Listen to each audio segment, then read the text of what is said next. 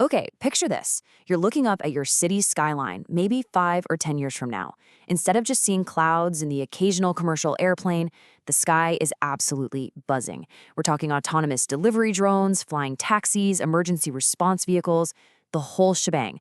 It's an incredible vision of the future, right? But it immediately begs a terrifying high-stakes question.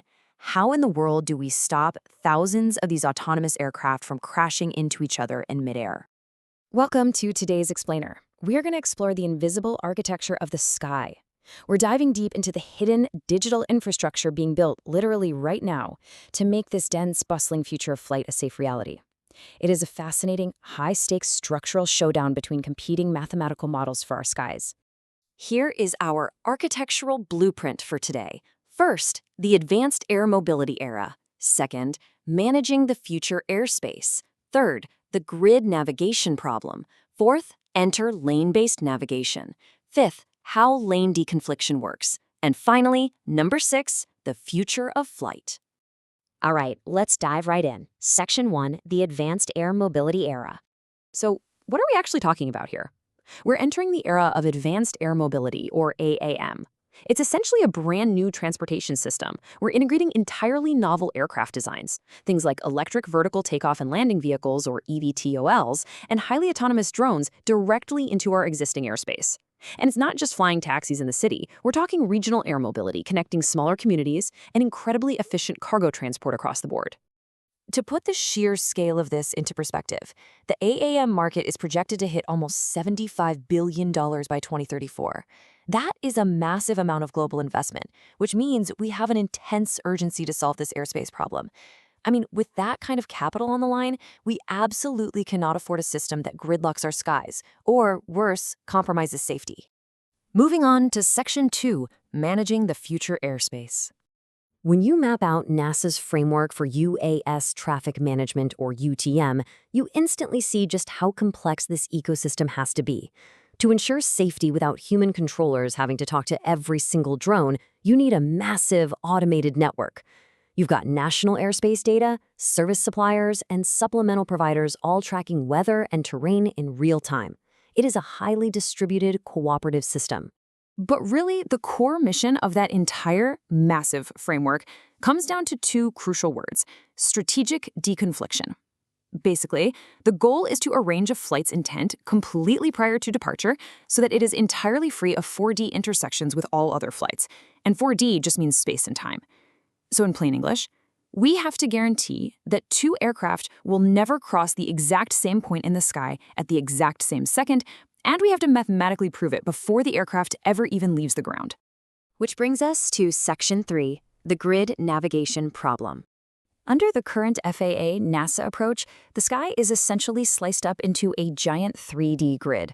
If a new flight wants a path, let's say it wants to go straight up, then cut diagonally across the city and come back down, it has to do a pairwise check against every single other scheduled flight in those grids.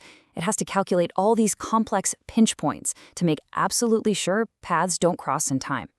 Now, as you can probably imagine, as traffic scales up, this becomes an absolute mathematical nightmare. Allowing arbitrary 4D path planning creates an exponentially high computational burden. Every single time a drone adjusts its path, you might literally have to recalculate the whole sky. It's like trying to organize a constantly changing wedding seating chart, but in 4 dimensions. The calculus is overwhelming.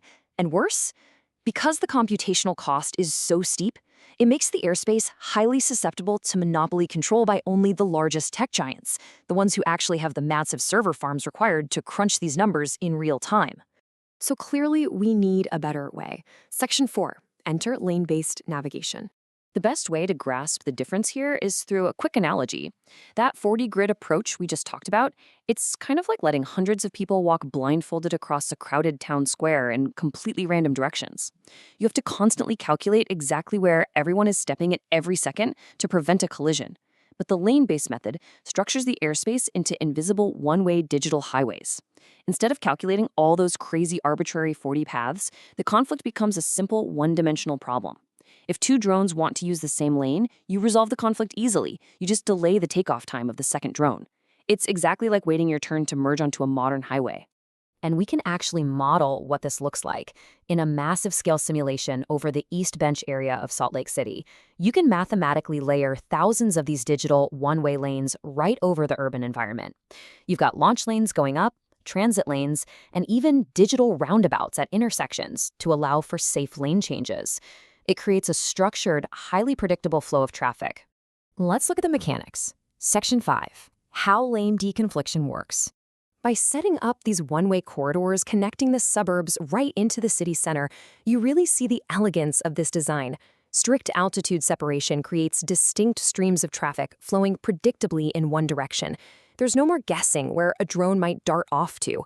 The lane defines the path, and the altitude guarantees separation from any opposite flowing traffic. Because the airspace is beautifully structured, clearing a flight becomes a super efficient step-by-step process.